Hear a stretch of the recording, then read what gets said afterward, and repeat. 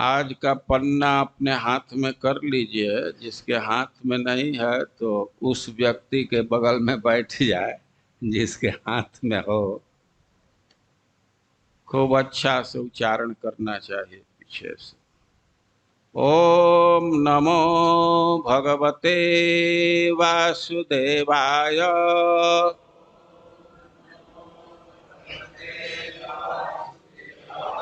ओम नमो भगवते वासुदेवाय।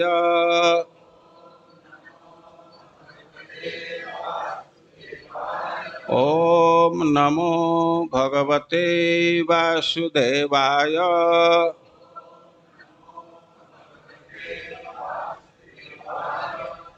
एकांत कुंज भवने अनुनयेन राधा अंके निधाय करजहि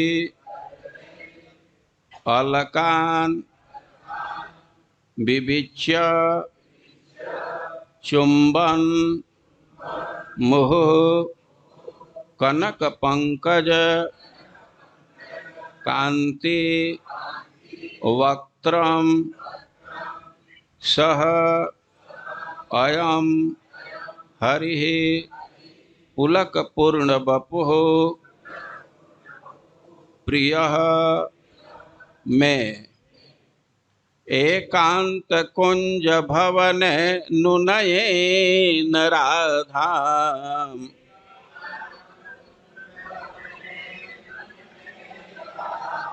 एकांत कुंज भवन नुनयेन राधा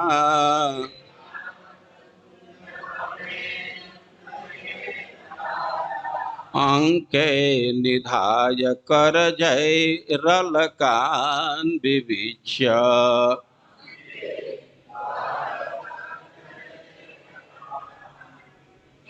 चुंबन मुह कनक पंकज कांति वक्त्रम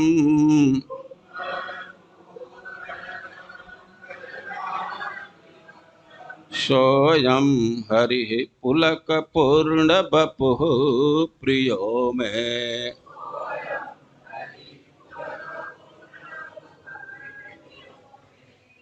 और आज के श्लोक में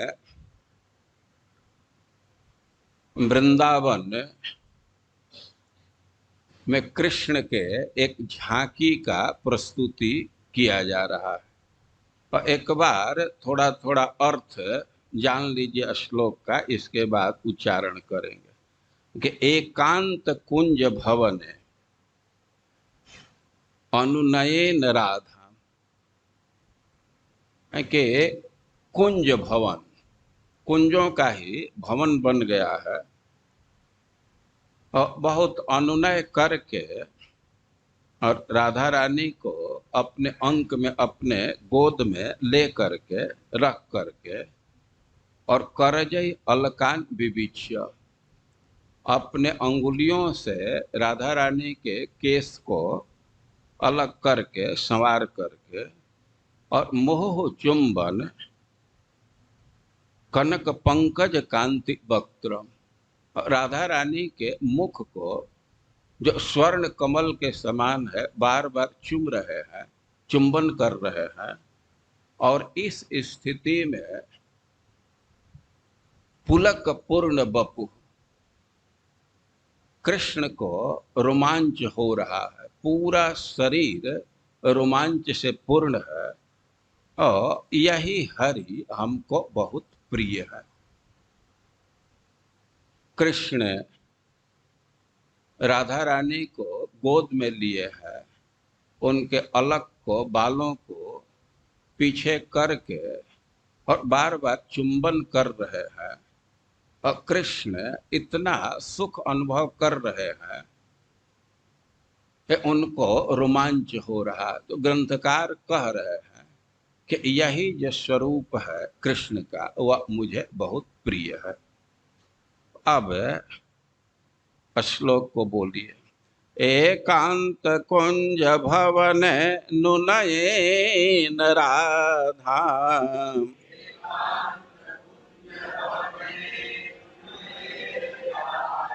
अंके निधाय कर जय रलकान विविच्य।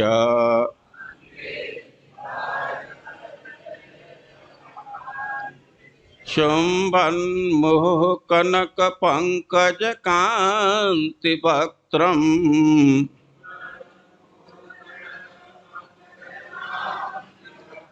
सोयम हरि पुलक पूर्ण बपुः प्रियो में।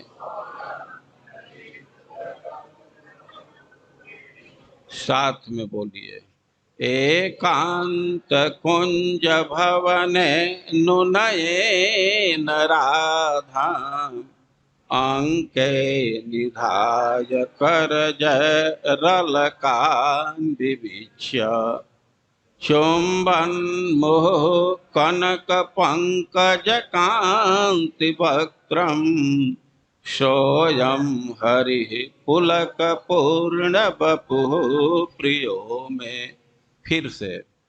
एकांत कुंज भवन नुनयेन राधा अंके निधाय कर जय रलकान विविच्य।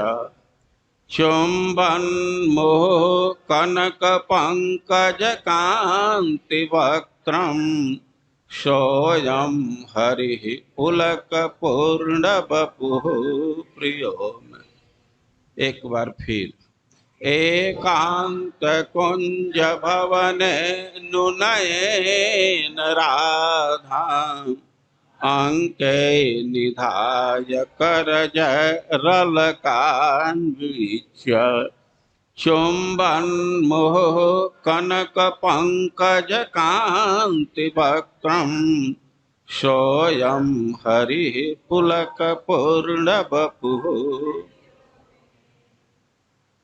और ग्रंथकार कह रहे हैं कि पुलक पूर्ण बपुः हरि में प्रिय।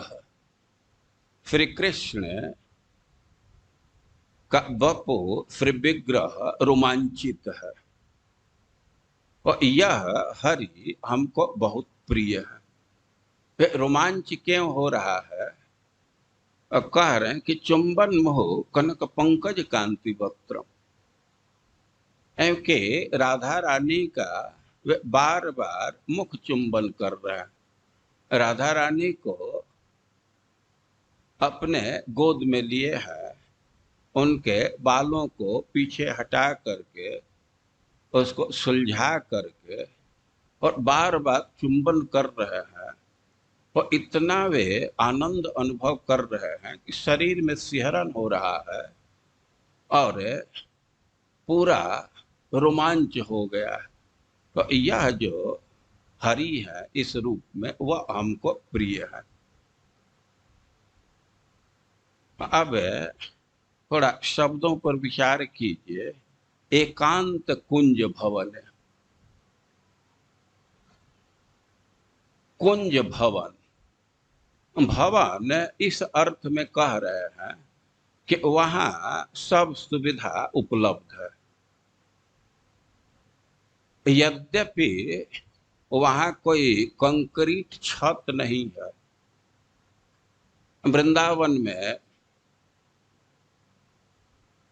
मणि उपलब्ध है, चिंतामणि, और जो मणि है पत्थर के रूप में है और गोपियां उन्हीं से आसन तैयार कर देती है और उस पर विविध प्रकार के पुष्प सजा देती। राधा रानी की सखियां परम दक्ष है, कुशल है, तो वन में ही खूब सुंदर सुविधा उपस्थित कर देती। तो है भवन लेकिन कुंज भवन, वह लताओं से घिरा हुआ है। अभी आप निधिवन में जाएं या गह्वर वन में जाएं तो बहुत ऐसा स्थान मिल जाता है क्यों वृक्षों के अंदर ही लगता है कि घर है। और आप वृंदावन का कल वर्णन सुन रहे थे, और चिंतामणि प्रकर सद्म कल्प वृक्षा लक्षावृतेषु, चिंतामणि का समूह है और उसी का घर है, वही सद्म है, लेकिन कल्प वृक्ष लक्षावृत, और लाखों लाखों वृक्षों से आवृत है, लताओं से आवृत है। और कह रहे हैं कि कुंज भवन है। भवन कहने का अर्थ है कि सब सुविधा है, पानी की सुविधा है, सोने की सुविधा है, बैठने की सुविधा है, लेकिन बिल्कुल एकांत है और वृक्षों के अंदर है, लताओं के अंदर है, कुंज के अंदर है। और वहां अनुनयन राधाम अंके निधाय, बहुत अनुनय करके राधा रानी को कृष्ण अपने गोद में रख लिए। अनुनयन, बहुत अनुनय करके। आशय यह है कि राधा रानी बहुत आसानी से कृष्ण के गोद में नहीं आ जाती है। राधा रानी तो अधिकांश समय मान करके रहती है। मान का साधारण अनुवाद आपके रूठी रहती है। अब राधा रानी रूठी है तो कृष्ण को बहुत परिश्रम करना पड़ता है उनको मनाने के लिए, अपने साथ लेने के लिए। ये मान एक पारिभाषिक शब्द है। ये मान को समझना चाहिए कि प्रेम का एक उच्चतर अवस्था है। प्रेम कह देते हैं, लेकिन प्रेम के कई एक स्तर है। तो प्रेम थोड़ा ऊपर बढ़ता है, मान, प्रणय, राग, अनुराग, भाव, महाभाव, कई एक स्तर है। तो मान को रूप गोस्वामी परिभाषित कर रहे हैं कि दंपत्योर भाव एकत्र सतोरप्यनुरक्तयो स्वाभिष्टा श्लेष वीक्षादि निरोधे मान उच्यते।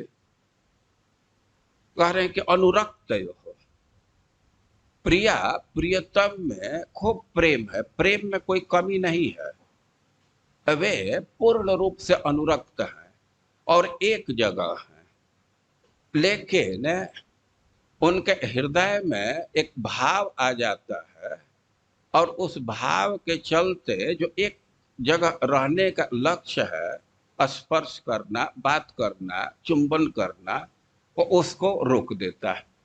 प्रेम पूरा पूरा बना हुआ है, प्रेम में कमी नहीं है और एक जगह है, लेकिन फिर भी कोई प्रेम व्यवहार नहीं करते हैं। किसी भाव के चलते कोई भाव हृदय में उदित हो जाता है तो प्रेम व्यवहार को रोक देता है, तो इसी को मान कहते हैं।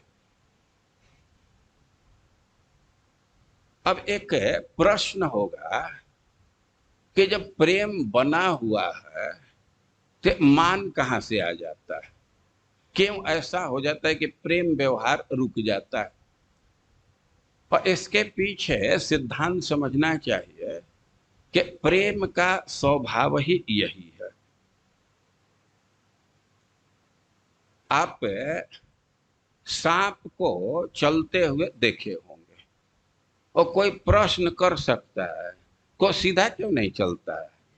सांप कभी सीधा नहीं चलता है ना, तो कोई कारण नहीं है, उसके स्वभाव में है। तो उसी तरह अहेरिव गति प्रेम स्वभाव कुटिला भवे, जैसे सांप के स्वभाव में है टेढ़ा चलना, तो वैसे ही प्रेम के स्वभाव में है कि कुटिल होता है। जो प्रेम का कोर्स है स्मूथ नहीं होता। ऐसे उदाहरण कई एक चीज का दिया गया है, नदी नाम, बहु नाम, अही नाम, जैसे सांप का चाल सीधा नहीं है, और कहीं नदी भी नहीं देखे होंगे को नहर जैसा एकदम सीधा चल रहा। नदी थोड़ा कुछ है मुड़ता सा इधर उधर होता, ऐसे ही नदी है न, नहर जैसा सीधा नहीं कहीं देखे होंगे। और वही स्थिति होती है बधू नाम। जो बहू है तो उसकी वही स्थिति होती है, एक रस व्यवहार नहीं रहता। वो कभी तो बहुत अच्छा से बात करेगी, कुछ तब तक रुस जाएगी। तो इसका कोई कारण नहीं है, ये प्रेम का स्वभाव ही है, ये स्वभाव में है। इसलिए कभी कभी तो हेतु होता है मान का, कारण होता है, और कभी कभी कोई हेतु नहीं होता है, कभी कभी मान का कारण होता है। जैसे एक आध उदाहरण से इसको आप समझ सकते हैं। जैसे श्रीमती राधा रानी कृष्ण को देखी, और कृष्ण माला पहने हैं, माला बिल्कुल ताजा है, लेकिन माला मर्दित है, ये कुचला हुआ है, और उस माला पर कुछ कुमकुम लगा हुआ है। तो दो लक्षण आ रहा है कि माला कुचल कुचल गया है, मर्दित है, और कुमकुम लगा है। अब इतना देखते ही तो राधा रानी समझ जाती है कि यह किसी दूसरे स्त्री का आलिंगन किया। ये माला क्यों कुचल गया और कुमकुम लगा हुआ है, तो निश्चित रूप से ये किसी दूसरे स्त्री का आलिंगन किया। तो यह तो कारण है, इसको देख करके मान कर जाती है। लेकिन कभी कभी बिना कारण के भी मान कर जाती है। जैसे उदाहरण दिया गया है, कभी कभी ऐसा होता है कि प्रिया प्रियतम निकुंज में बैठे हैं, राधा कृष्ण निकुंज में बैठे हैं, वहां कोई नहीं है, और आपस में प्रेम व्यवहार चल रहा है।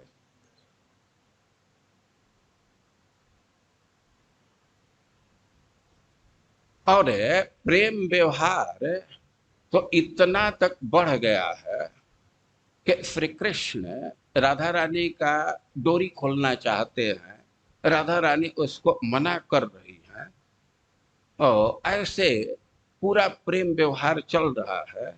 और उसी समय हरि उर मुकुर बिलो के अपन पो विभ्रम विकल मान जुत भोरी। और कृष्ण का जो श्री विग्रह है तो बिल्कुल उज्जवल है, दर्पण जैसा। कृष्ण का श्री विग्रह इतना उज्जवल है कि उसमें बिंब प्रतिफलित होने लगता है। सखा लोग कभी कभी कृष्ण के समक्ष खड़ा होकर के तिलक कर लेते हैं, दर्पण की जरूरत नहीं पड़ती है। और कृष्ण का श्री विग्रह उज्जवल है, राधा रानी बैठी है, तो कह रहे हैं कि हरि उर मुकुर बिलोक अपनपो। अब एकदम अकेले में कोई दूसरा नहीं है, और तब तक उनका ध्यान श्री कृष्ण के छाती की तरफ जाता है, तो देख रही है कि वहां तो एक स्त्री है। वो तो राधा रानी का प्रतिबिंब फलित हो रहा है कृष्ण के छाती पर, वो एकदम दर्पण जैसा है। लेकिन अब राधा रानी इतनी भोरी है कि उनको लगता है कि यह किसी स्त्री को अपनी छाती पर बैठाया।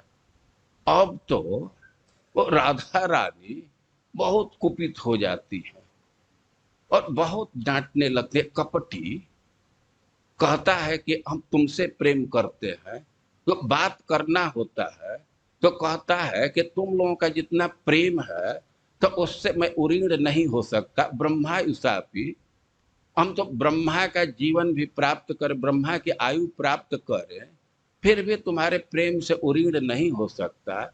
और देखिए कितना कपट व्यवहार कर रहा, एकदम छाती पर दूसरे स्त्री को बैठाया, किसी स्त्री को बैठाया। अब तो राधा रानी बहुत बोलने लगती है। अब कृष्ण तो बहुत हैरत में पड़ जाते हैं कि क्या हो गया। वो मनाने का प्रयास कर रहे हैं। राधा रानी कह रही है कि तुम छाती पर अब स्त्री को रखे हो, तो चिपुक सुचारि प्रलोय प्रबोधत प्रिय प्रतिबिंब जनाय निहोरी। अब श्री कृष्ण बार बार प्रयास कर रहे हैं कि कोई दूसरी स्त्री नहीं है, आपका प्रतिबिंब है, कोई स्त्री यहां नहीं है। और कृष्ण अपना सब बुद्धि लगा रहे हैं, वो कोई एक तरह से समझाने का प्रयास कर रहे हैं, लेकिन नेति नेति वचनामृत सुनी सुनी।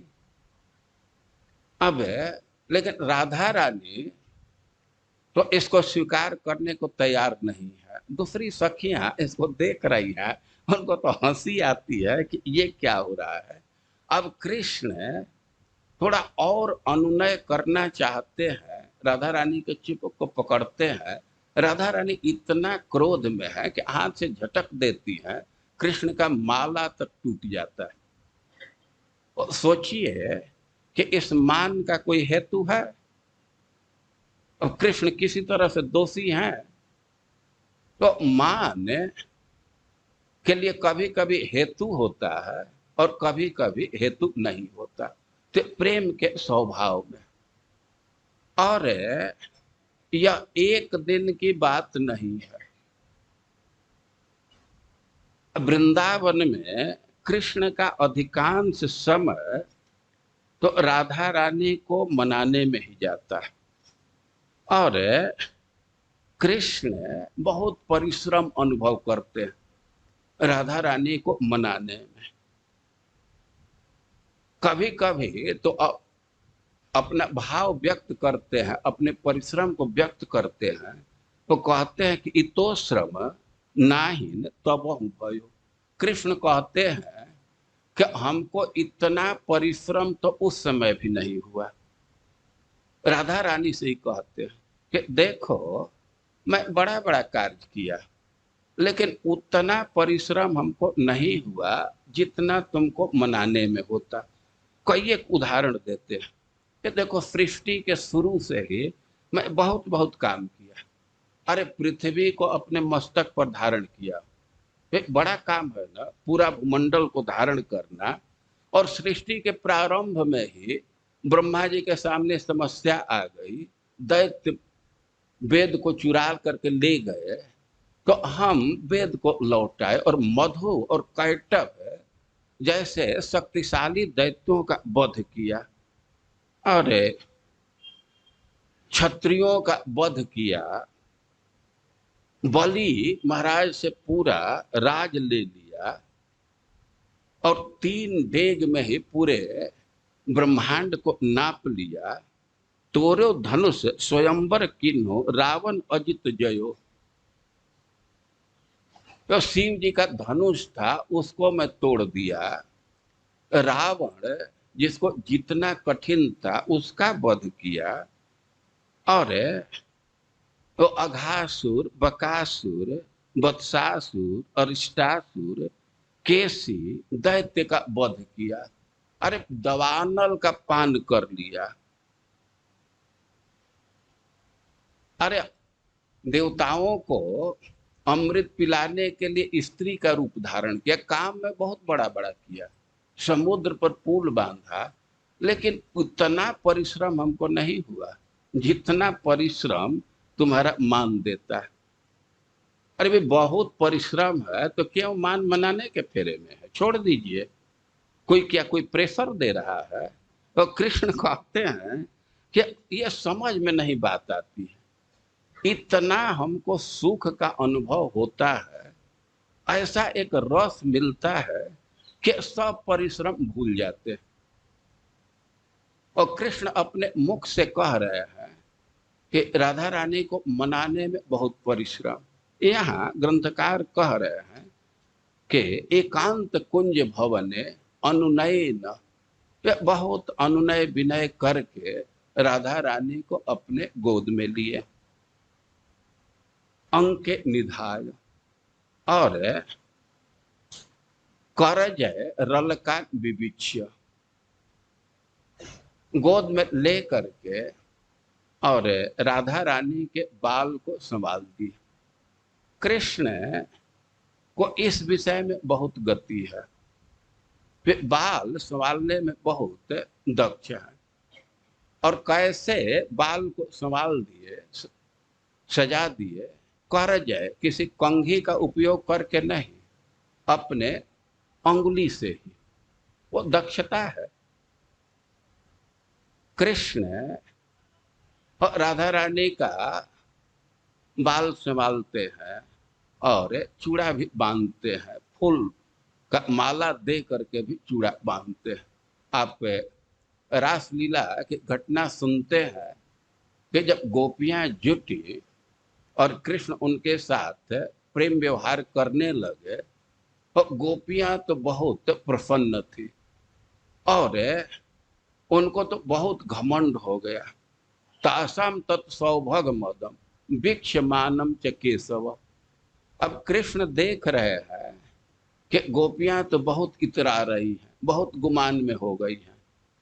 गोपियां तो आज अनुभव कर रही हैं कि कितना भारी हमारा सौभाग्य है कि आज तो जो सम्मान राधा रानी को मिल रहा है वही सम्मान हम लोगों को भी मिल रहा है। आज तो भगवान एकदम सबको एक बराबर स्थान दिए। तो जो गोपियां थी तो उनको अपने सौभाग्य का बहुत गुमान हो रहा था और भगवान इसका अनुभव कर लिए। तो गोपियां तो सौभाग्य का मद कर रही थी, लेकिन राधा रानी को मान हो गया कि सबके बराबर ही हमारा भी था, आज कोई अंतर नहीं। अब कृष्ण दोनों स्थिति को समझ गए। तो तासम तत्सौभग मदम वीक्ष मानम च केशव। वो ये देख करके भगवान वहीं अंतर्हित हो गए। अंतर्हित हो गए तो अब तो गोपियां बहुत दुखी हो गई, बहुत गुमान कर रही थी कि आज तो कृष्ण के साथ हम स्वच्छंद मिल रही हैं और एकदम राधा रानी के बराबर ही स्थान पा रही है। लेकिन वे तो केशव है, ब्रह्मा शिव उनके अधीन है, वे कंट्रोल करते हैं। तो गोपियों के उस मद को खत्म करने के लिए प्रसमाय अब तुरंत वहां से अंतर्हित हो गए। भाई एक समस्या तो दूर हुई, उनका मद तो दूर हो गया, लेकिन वीक्ष मानम च केशव। अब तो कृष्ण देख रहे थे कि राधा रानी तो मान कर गई है, तो प्रसमाय प्रसादाय, गोपियों के गुमान को तो तोड़ना था लेकिन राधा रानी को खुश करना था। तो यह भारी समस्या थी। वो अंतर्हित हो गए। अब गोपियां बहुत दुखी हो गई। अब उनकी तो स्थिति यह हो गई कि हथिनियों के झुंड से जैसे हाथी निकल जाए और वे विकल हो जाते, वैसे वे विकल हो गए। लेकिन वे खोजने का प्रयास करने लगे। श्रीमद् भागवतम में विस्तार से वर्णन है। वो खोजते खोजते खोजते आगे वे बढ़ी, सबसे पूछते हुए, वृक्ष से, लता से, किससे किससे पूछते हुए, और तब तक कृष्ण का चरण चिन्ह दिखा। अब चरण चिन्ह देख करके तो वे प्रसन्न हुई कि अच्छा पता तो लगा कि इधर कृष्ण है। और तब तक वे देख रहे हैं कि सुप्रक्तानी, वे नजदीक में ही किसी और का भी चरण चिन्ह है। तो अब वे तो समझ गए कि ये किसी स्त्री को साथ लेकर के चल रहे। वे कैसे समझ गई? तो गोपियां वे चरण चिन्ह को देख करके अनुमान कर रही हैं कि एक चरण चिन्ह जो उभरा है वो बड़ा बड़ा है और एक छोटा छोटा है, और दोनों एक साथ चल रहा है, तो निश्चित रूप से कोई स्त्री है। वे समझ गए कि राधा रानी अनियाराधितो नूनो। अब वे और भी चरण चिन्ह देख रही हैं, तो जो छोटा छोटा चरण चिन्ह है, जो स्त्री का चरण चिन्ह है, तो उधर एक चरण कुछ कम, एक चरण चिन्ह कुछ कम उभरा है और दूसरा गहरा है। तो उससे वे अनुमान कर ले कि अंश न्यस्त प्रकोष्ठ आया। वे कितना दक्ष है, इसे समझ गए कि वो जो स्त्री है कृष्ण के कंधे पर अपना बाह रखी, और जिस साइड में बाह रखी है कृष्ण के कंधे पर, उधर का वजन कम आ रहा है, तो उधर वो कम धस रहा है पैर।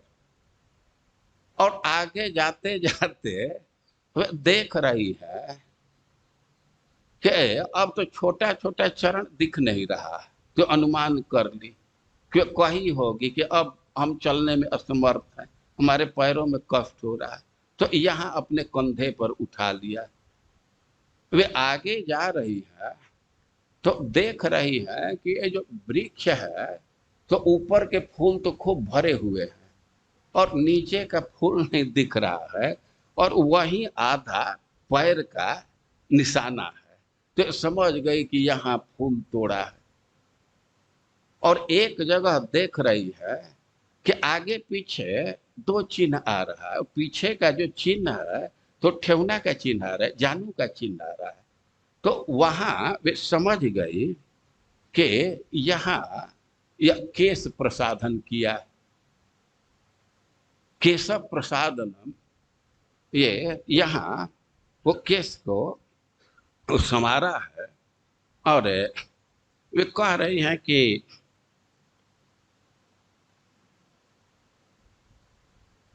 केशव प्रसादनम तत्र कामिन्या कामिना कृतम तानि चूटयता कांता उपविष्ट मिह ध्रुवम। वे चरण चिन्ह के आधार पर समझ गई कि यहाँ वो केस संवारने के लिए ये जानू के बल से बैठा। समझे ना, थोड़ा ऊंचाई चाहिए ना, तो ठेहुना कर के बल से बैठे और यहाँ केस बांधा है। अब एक प्रश्न होगा कि रात्रि का समय है और कृष्ण कैसे राधा रानी के केस को संवार दिए और चूड़ा बांध दिए, फूल लगा करके खूब सजा करके बांध दिए। भाई फूल बांधने के लिए, बेड़ी बनाने के लिए तो पहले केस को झाड़ना होता है ना, कंघी की जरूरत पड़ेगी। पहले केस को झाड़ करके कंघी लगा करके तब बेड़ी बांधते हैं ना। तो रात्रि के समय कृष्ण ये बेड़ी गुथ रहे हैं, तो आखिर कंघी कहाँ से पाए होंगे, कैसे बेड़ी बांध दिए? और इसमें तीन उत्तर दिया गया है। वे एक कह रहे हैं कि अब रात को कहाँ से कंघी मिलेगा, लेकिन वन देवी से जाकर के मांग लाए होंगे वहीं से कि भाई थोड़े देर के लिए कंघी दे दो।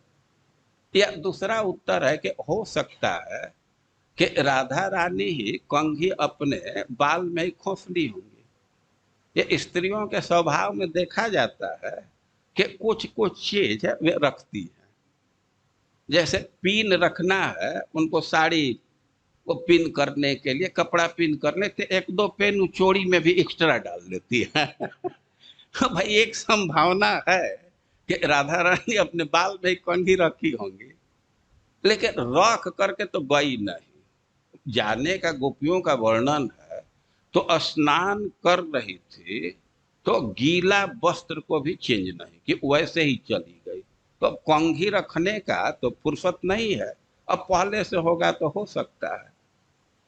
तो यह भी एक विकल्प है, लेकिन सबसे प्रबल विकल्प है कि कृष्ण इतने दक्ष हैं इस कार्य में कि कंघी की जरूरत ही नहीं है। जो काम कंघी से किया जाएगा वो सारा काम वे अपने उंगली से कर लिया। देखते हैं ना, भक्त लोग कभी कभी कंघी से सिक्का झाड़ते हैं, कभी कभी उंगली से ऐसे करके बांध लेते। तो यहाँ कृष्ण के विषय में कह रहे हैं कि अंके निधाय और करजहि अलकाम विविच्य। पहले राधा रानी को गोद में लिए, अंक में लिए और अपने अंगुली से उनके बाल को ठीक किए। खास करके अब कुछ बाल मुख पर लटक रहे थे, इधर आ गए थे, तो उन बालों को अंगुली से ही पीछे करके सजा दिए। और चुंबन मोह कनक पंकज कांति वक्त्र, और राधा रानी का बार बार चुंबन कर रहे हैं उनके मुख का वर्णन कर रहे हैं कि कनक पंकज कांति। राधा रानी का जो मुख है और उसकी कांति एकदम स्वर्ण कमल के समान है।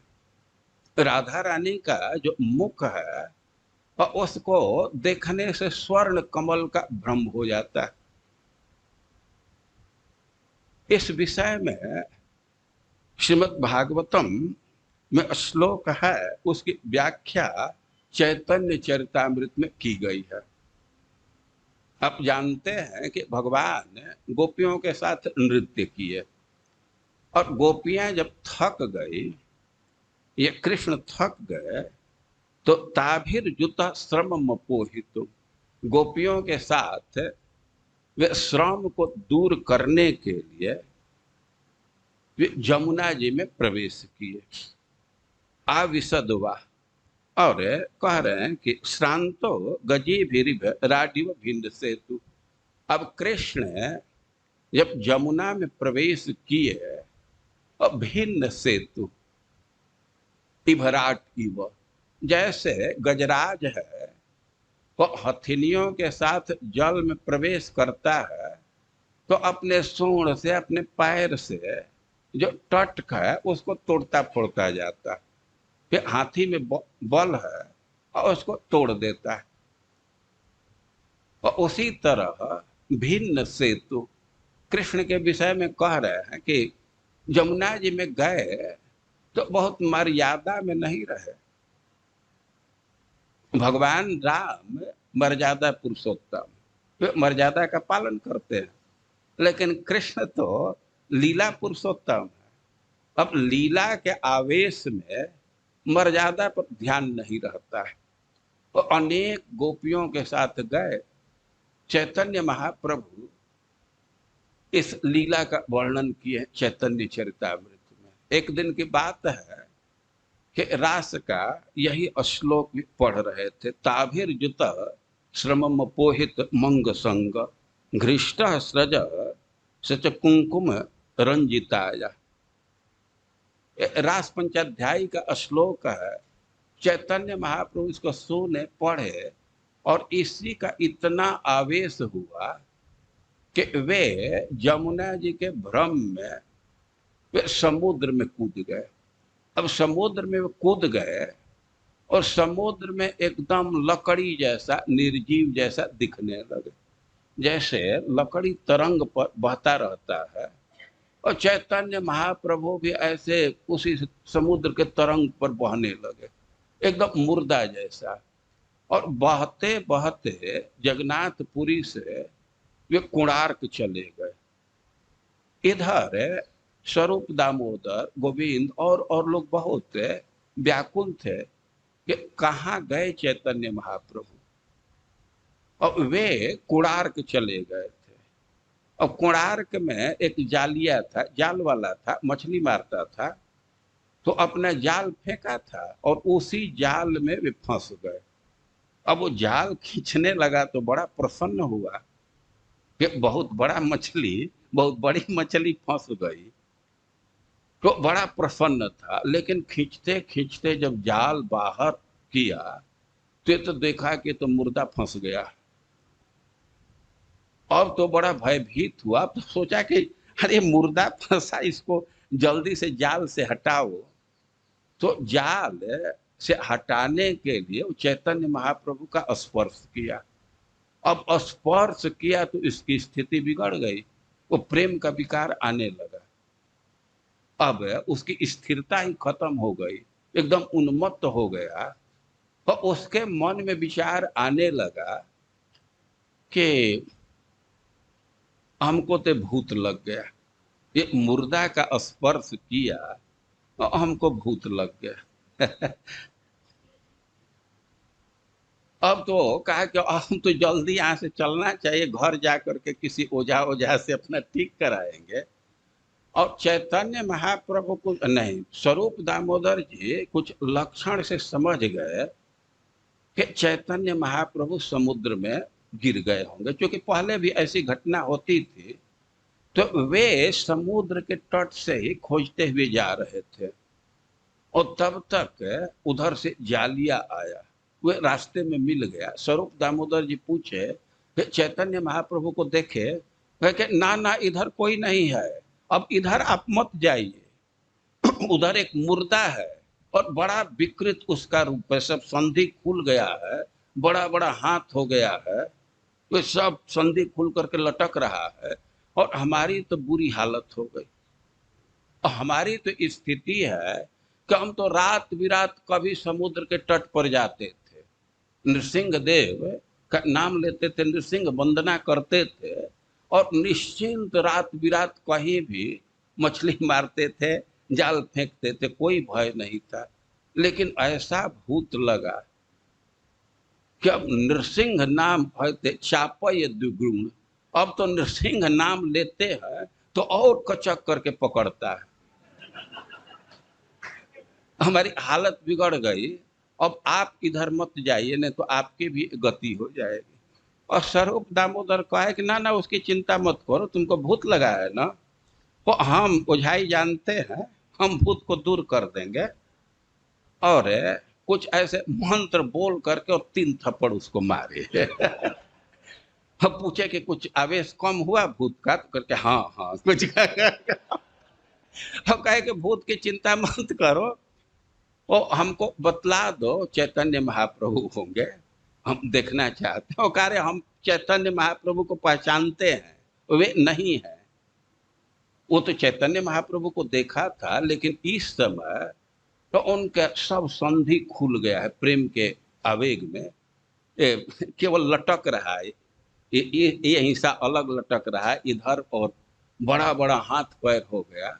और स्वरूप दामोदर जी तो समझ गए कि प्रेम का विकार है। वे गए और जल से बाहर किए, बालू पर सुलाए, और कीर्तन होने लगा। जब कीर्तन होने लगा तब चैतन्य महाप्रभु के अर्धबाह्य स्थिति हुई। अब जब अर्धबाह्य स्थिति हुई तब वे सब घटना को बतलाने लगे। वे कहने लगे कि हम तो सपना देखे कि हम सखियों के बीच में हैं, कृष्ण के साथ हैं, और कृष्ण के साथ सखियों के साथ जमुना जी के तट पर गए, तो वहां कुछ मंजरियां थे, तो उनके हाथ में कृष्ण अपना अलंकार और वस्त्र दिए। गोपियां भी अपना जो वस्त्र है, वो जड़ा हुआ वस्त्र, वो सोने का चांदी कुछ तार जड़ देते तो भारी होता है, तो उस वस्त्र को एक सखी को दे करके और एकदम हल्का वस्त्र पहन करके, सूक्ष्म वस्त्र पहन करके पानी में प्रवेश किए, और कृष्ण भी प्रवेश किए। और पानी में प्रवेश करने के बाद कृष्ण तो विविध प्रकार की लीला करने लगे। चैतन्य महाप्रभु जैसा वर्णन कर रहे हैं, तो वहां जा करके तो अब जल छिड़कना प्रारंभ किए। सब गोपियां मिल करके कृष्ण पर जल छिड़क रही हैं। आज तो ऐसा दृश्य लग रहा है कि मानो तड़ित वर्षा कर रही है और मेघ को भिंगा रही है। वे जनरली मेघ से वर्षा होता है, लेकिन आज तो तड़ित ही वर्षा कर रहा है, मेघ को भिंगा रहा है। कृष्ण भी कई एक रूप में हो गए, वे सब गोपियों पर जल छिड़कने लगे। वो कह रहे हैं कि को जला जली, पहले तो जल छिड़कना, फिर करा करी, फिर उससे बढ़ करके हाथ से युद्ध होने लगा, फिर मुखामुखी मुख सटा करके युद्ध करने लगे, फिर रदा रदी दांत से, फिर हृदय हृदय, फिर नखा नखी, ऐसे अब विविध प्रकार की क्रीड़ा चलने लगा, युद्ध चलने लगा। और इसके बाद भगवान वो पानी में डूबे, कई एक रूप बना करके गए। अब सब गोपियों के वस्त्र को खींच लिए पानी में। अब तो गोपियां बड़ा कठिनाई अनुभव करने लगे कि हम कैसे बाहर जाएं। अब कृष्ण से झगड़ा होने लगा। अब कृष्ण से झगड़ा होने लगा तो गोपियां जा करके कमल के वन में छिप गई, यमुना जी में ही, जहाँ बहुत धारा नहीं है, तो वहां कमल उगता है, और स्वर्ण कमल था। तो कह रहे हैं कि कृष्णेर कलह राधा सने गोपीगण से क्षणे हेमाब्ज बने गेला लुकाईते।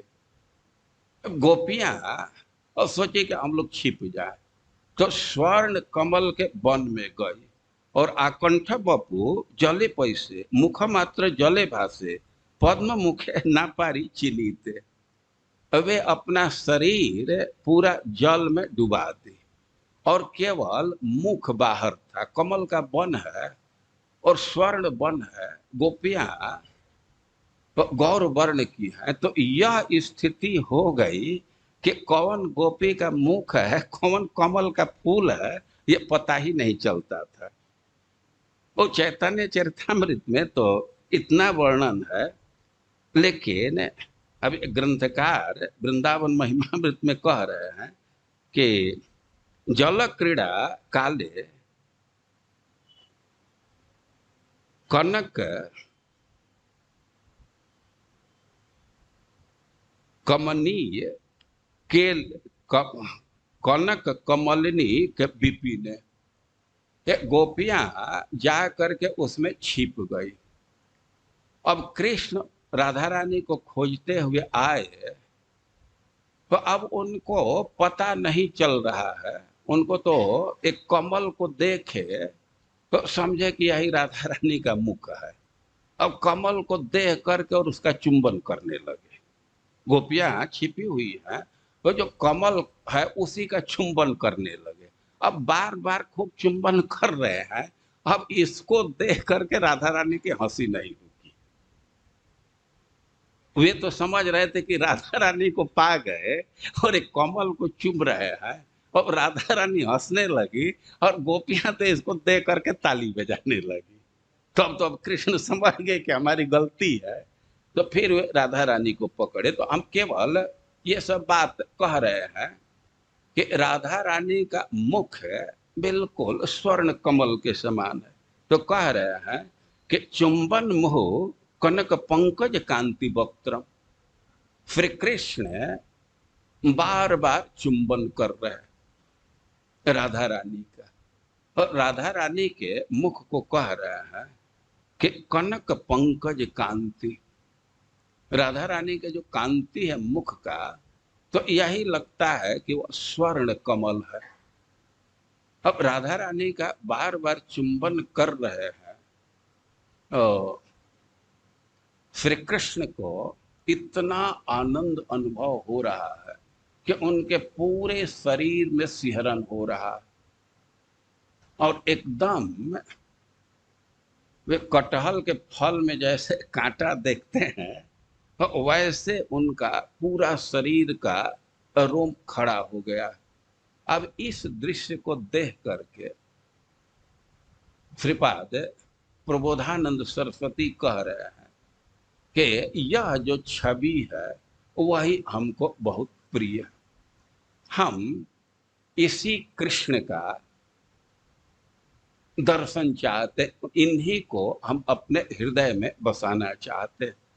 तो दृश्य बिल्कुल स्पष्ट है।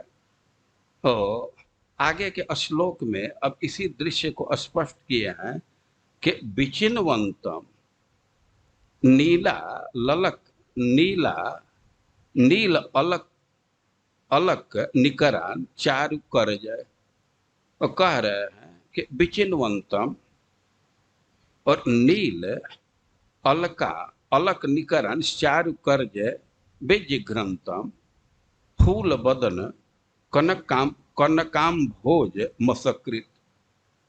अरे कि अपने अंगुली से जो काले काले बाल हैं, तो उसको कृष्ण ठीक कर रहे हैं।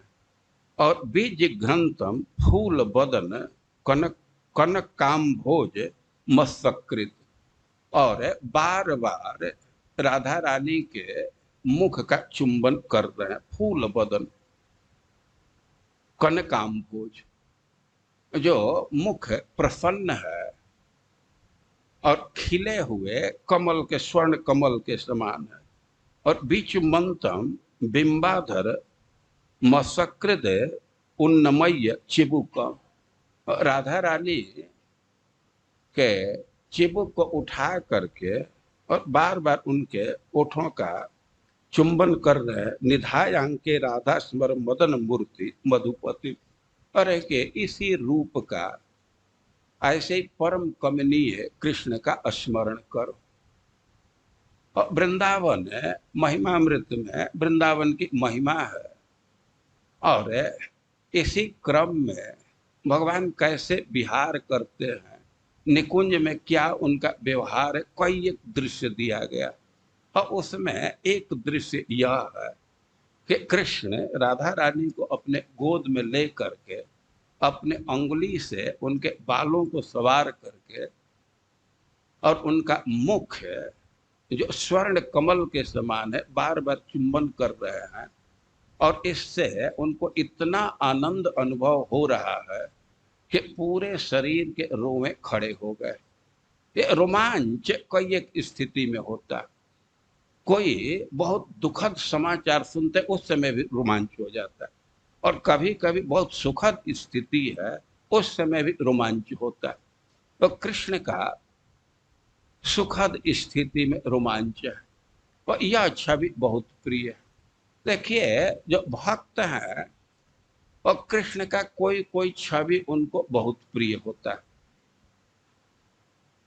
जैसे भीष्म पितामह, भीष्म पितामह के सामने भगवान उपस्थित हुए, उनको दर्शन देने के लिए गए। भगवान एकदम सामने खड़े हैं और उनकी स्तुति कर रहे हैं। तो वे स्तुति करने में पार्थ सारथी कृष्ण का स्मरण कर रहे हैं, बार बार कह रहे हैं कि वही रूप हमको बहुत प्रिय है, वही रूप हमारे हृदय में बसे। खास करके अपने प्रतिज्ञा को तोड़ करके और भगवान भीष्म को मारने के लिए चले हैं और कह रहे हैं कि वह रूप हमको बहुत प्रिय है। भगवान समक्ष खड़े हैं, लेकिन अब जो रूप हृदय में धस गया है युद्ध के समय, तो उसी का बार बार स्मरण कर रहे हैं।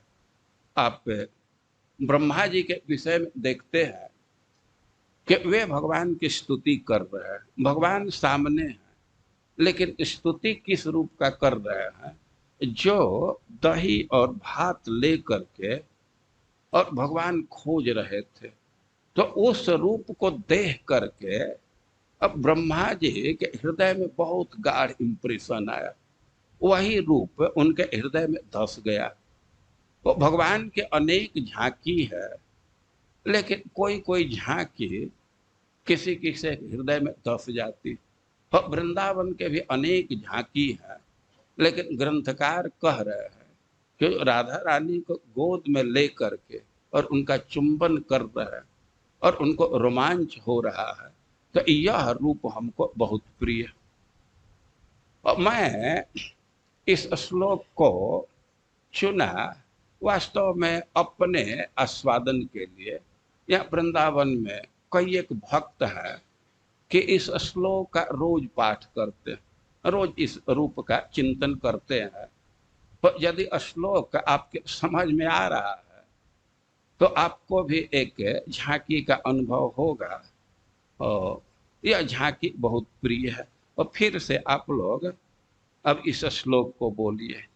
एकांत कुंज भवन नुनयेन राधा अंके निधाय करज रलकान विविच्य चुंबन मोह कनक पंकज कांति वक्त्रम सोयम हरि पुलक पूर्ण बपु प्रियो में।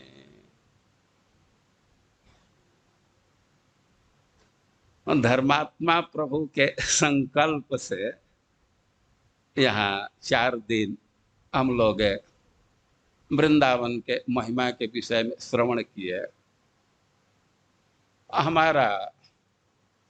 हमारी योजना थी कि ग्रंथ तो बहुत विस्तार में है, लेकिन जिस विषय का बार बार वर्णन आया है तो एक एक क्षेत्र से एक एक श्लोक ले लें।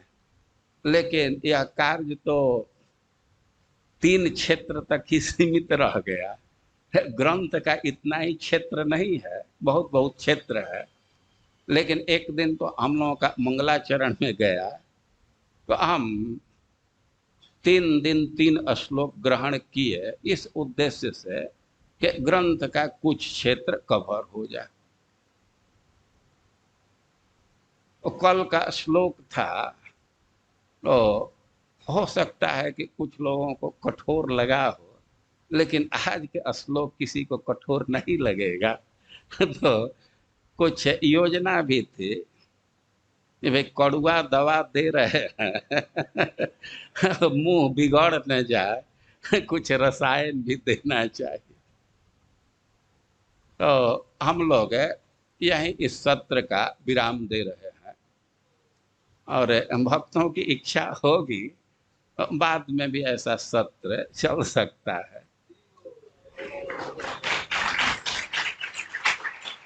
वास्तव में 4 दिन की जो कथा है तो केवल धर्मात्मा प्रभु के संकल्प का फल, ये कह रहे थे, लेकिन हम तो एकदम भयभीत थे कि हम नहीं बोल पाएंगे, भक्त लोग नहीं पसंद करेंगे, एकदम भय लग रहा था, साहस नहीं हो रहा था, और इसलिए टालते जा रहा था। अंत तक भय बना हुआ था। जब 23 तारीख को अब और कोई गति नहीं काम किया, तो गए गुरु महाराज के पास। तो हम तो कभी आशीर्वाद और ये सब कुछ अपने तरफ से करते ही नहीं है, उधर से पर्याप्त निर्देश आशीर्वाद सब मिलता रहा है। लेकिन उस दिन इतना भय था कि ठीक क्लास के पहले गए, वो भी भय था मिलेंगे कि नहीं मिलेंगे, लेकिन संजोग से महाराज प्रसाद पा रहे थे, थोड़ा सा प्रतीक्षा किया और सेवक लोग बुलाए, वो महाराज पूछ दिए कहाँ प्रीचिंग हो रहा है। और हमको अवसर मिल गया, कहे कि महाराज टेम्पल सेक्रेटरी हमको 4 दिन का यही दिए हैं बोलने के लिए, और वृंदावन महिमामृत बोलना है, हम आशीर्वाद के लिए आए। तो महाराज कहे कि ठीक है। तो अब हमारा भय खत्म हो गया। इसके बाद अब हमें भय नहीं रहा। तो जो हो, वाणी कठोर है, कई एक तरह की त्रुटि आ जाती है बोलने में, तो आप लोग उसको सुधार कर ग्रहण कीजिएगा। और हम तो भगवान जैसा वाणी दिए है, उसी को भगवान की सेवा में लगाया जाएगा। अब कौवा तो कोयल नहीं बन सकता, अब उसको नहीं बदला जा सकता, लेकिन बहुत अच्छा लगा हमको, तो बहुत आनंद आया।